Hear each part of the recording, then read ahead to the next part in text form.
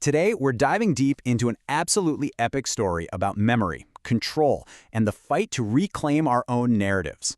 So, right out of the gate, the story just drops this chilling line on us. You're my Omega. You belong to me.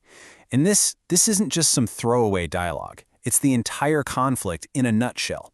It sets up this suffocating theme of ownership, this idea of being someone's property, their final possession, that our protagonist is going to have to fight against with everything she's got.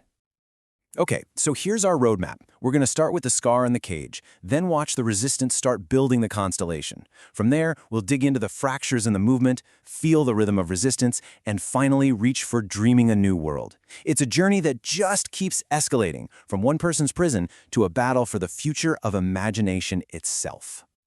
All right, let's kick things off with Section 1, The Scar and the Cage. This is where it all begins. It's a survivor's fight for freedom, and it's where we meet our hero, Nora, who wakes up with no memory, trapped in a gilded cage built by people who claim to own her. And just look at how fast her world completely unravels. 1 minute she's a respected trauma specialist, then boom, a suspicious boat accident wipes her memory clean. She wakes up a prisoner in a penthouse, with this CEO, Celine, whispering that Nora is her Omega. She manages to escape, only to be caught by an ex-lover, Rafi, who carves a scar into her skin, calling it protection. And this really gets to the heart of her prison, right? It's not just one person. On one side, you've got Celine, the CEO, who uses psychological games driven by this raw need for possession. And on the other side, there's Rafi, the ex, who uses a physical brand, the scar, to control her, all while claiming he's protecting her. One says, "You are my Omega," the other, "You have my mark." I mean, what a terrifying choice. It's two different cages, but they're both equally suffocating. So how do you even begin to fight back against something like that? Well, that brings us to our second section, building the constellation. This is the first act of a full-blown digital rebellion. This is where Nora stops running and starts forging a weapon. And what a weapon it is. She fights back with information. She and her ally Layal build something called Najma-net. Now, Najma means star in Arabic, and that's exactly what this is. It's a digital constellation of all the voices they tried to erase, an encrypted archive, a whistleblower network designed to expose the entire rotten system that tried to own them. And their plan?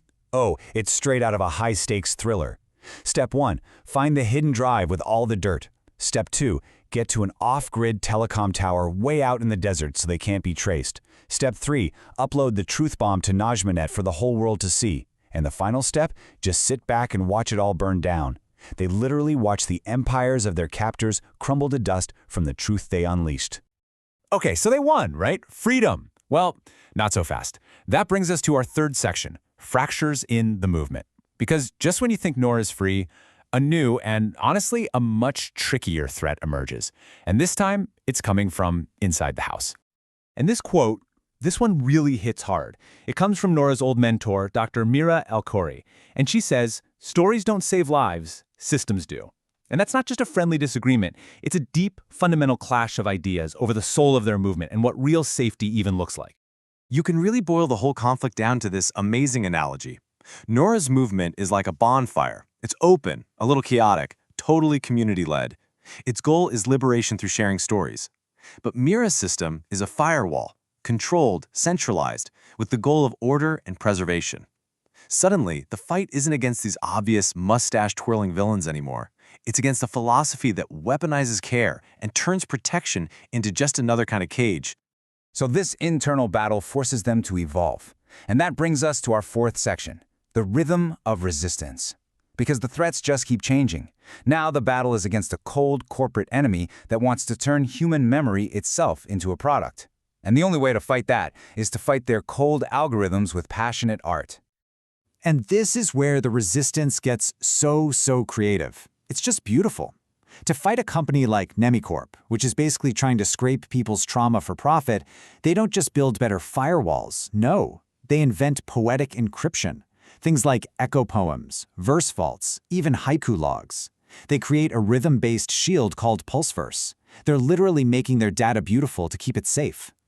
Which, leads to this really fundamental question for our digital age, right? How do you make memory unreadable to a machine that is designed to read and analyze everything? And the answer they come up with is, well, it's just profound. You don't just hide the data. You make it luminous to humans. You infuse it with poetry and rhythm and metaphor. Things an algorithm just can't understand, but that a human heart gets instantly. They're not just fighting data mining, they're practicing soul-making. And this takes us to our final section, the ultimate battleground, dreaming a new world. We've reached the final frontier of memory. The fight now is for the sovereignty of our deepest, innermost worlds, our dreams.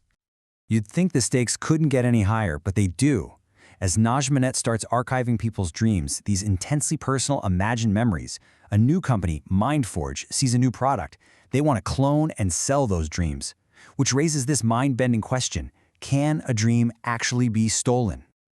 And if stealing dreams wasn't enough, the fight gets even more fundamental. The movement discovers these shared, almost ancestral dreams, rhythms that have been passed down through generations of stories.